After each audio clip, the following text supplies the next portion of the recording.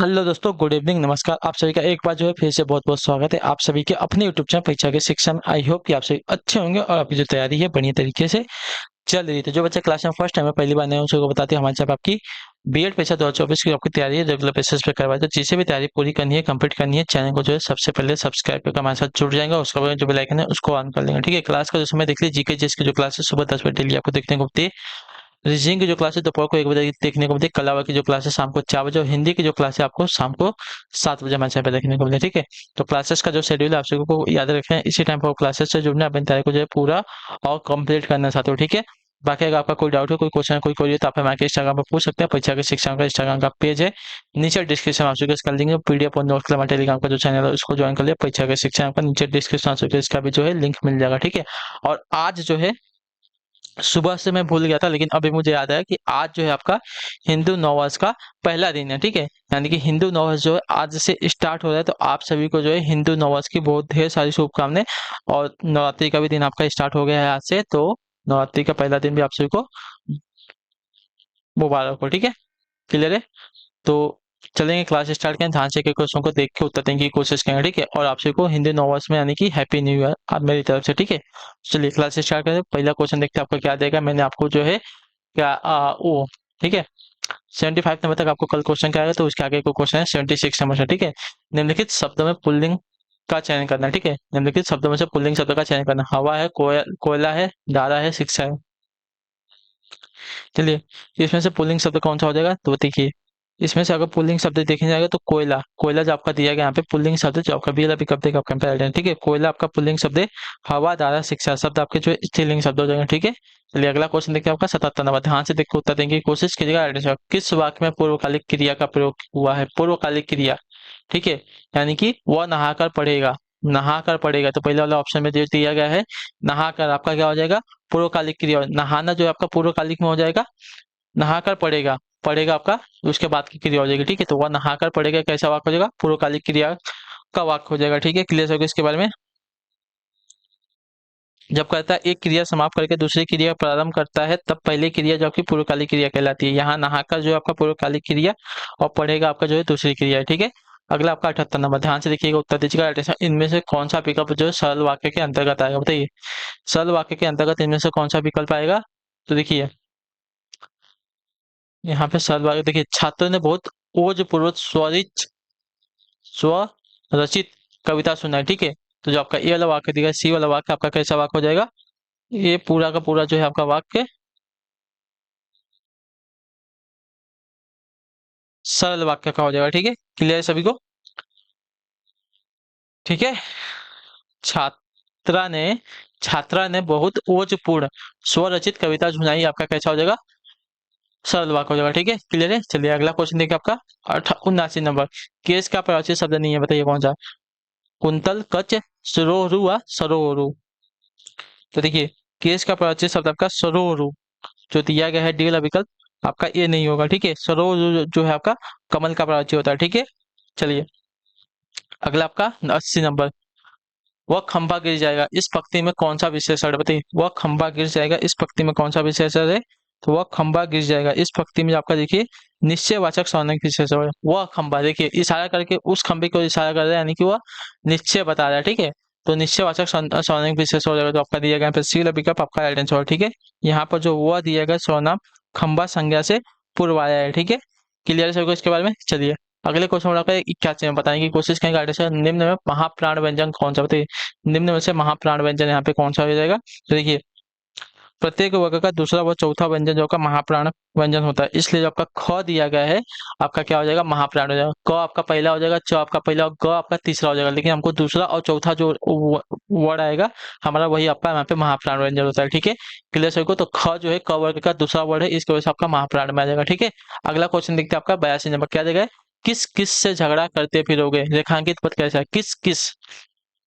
तो किस किस से झगड़ा करते फिरोगे, रेखांकित शब्द में आपका जो सर्वनाम दिया गया है सर्वनाम हो जाएगा। ठीक है, जो आपका दिया गया सी विकल्प आपका सही हो जाएगा। ठीक है, रेखांकित पद जो आपका सर्वनाम है। ठीक, क्लियर सभी को।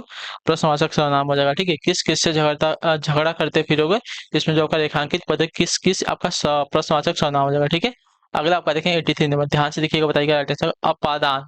अपादान कारक युक्त वाक्यांश कौन सा बताइए। अपादान कारक युक्त यहाँ पे कौन सा हो जाएगा, देखिए अपादान कारक युक्त आपका हो जाएगा यहाँ पे पद से च्युत यानी कि पदच्युत, जो आपका दिया गया यहाँ पे सी वाला विकल्प आपका राइट आंसर होगा। ठीक है, पद से च्युत यानी कि पदच्युत, जहां अलग होने का भाव होता हो वहां पे आपका अपादान कारक होता है। ठीक है, इसकी विभक्ति क्या होती है, से पहचानी जाती है। ठीक है, कष्ट से साध्य, कष्ट से साध्य ये आपका नहीं होगा, आपको अपादान बोला है यानी कि जहां पे अलग होने की, पद से च्युत यानी कि पद से अलग हो रहा है। ठीक है, तो पदच्युत हो रहा है। ठीक है, अगले क्वेश्चन में आपका देखिए,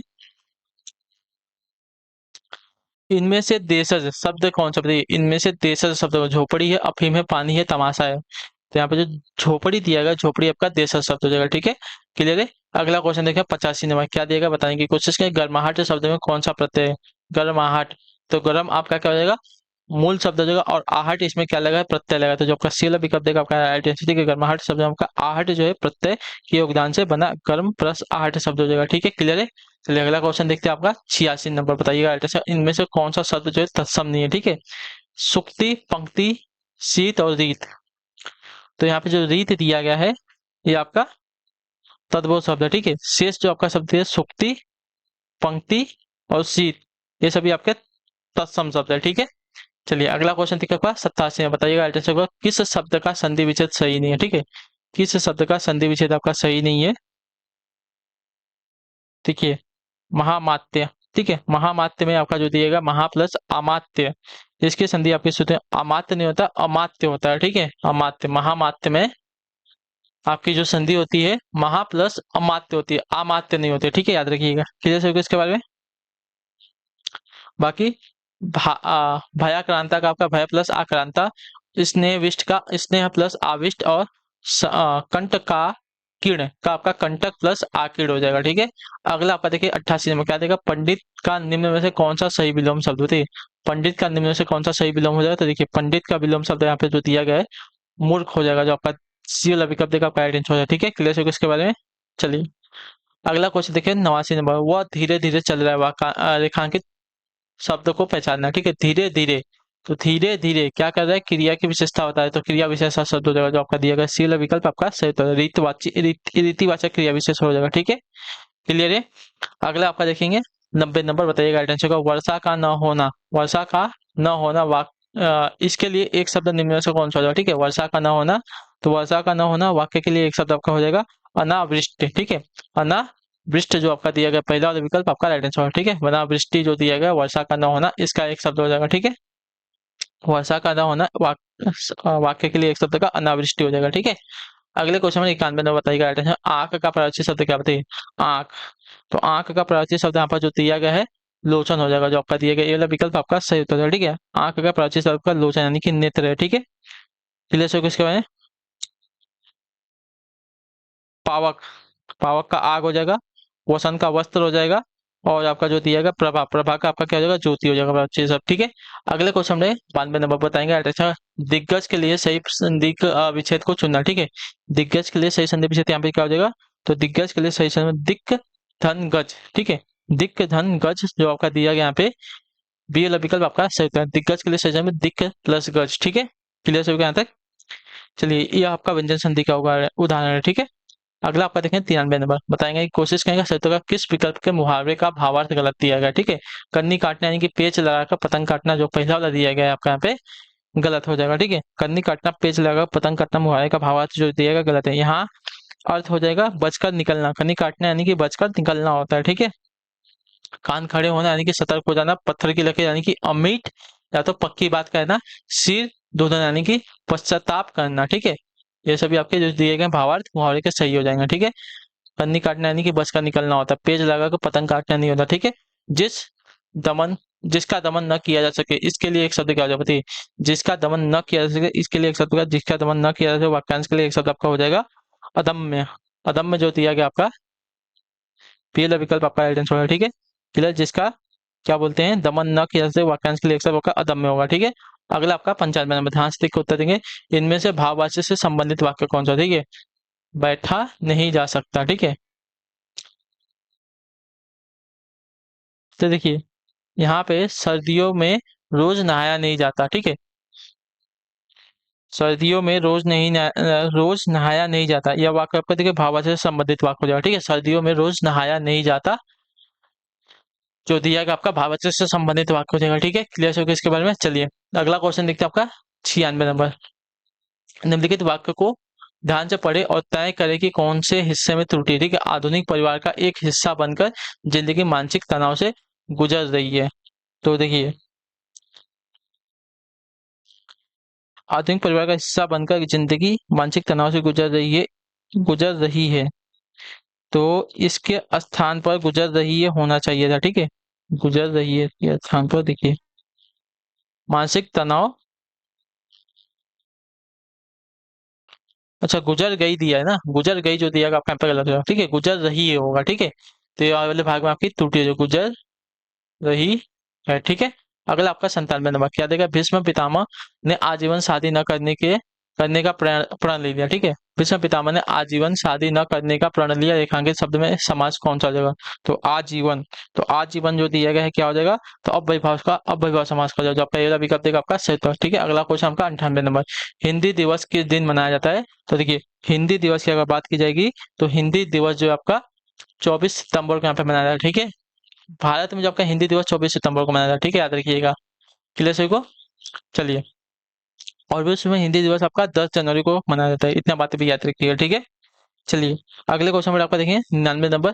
किस विकल्प में आपका द्वंद्व समास नहीं है। ठीक है, दाल भात, भूत प्रेत, शुभाशुभ और शुभ आगमन। तो आपका जो दिया गया है शुभागमन में आपका द्वंद्व समास नहीं होगा। ठीक है, शुभ प्लस आगमन ना।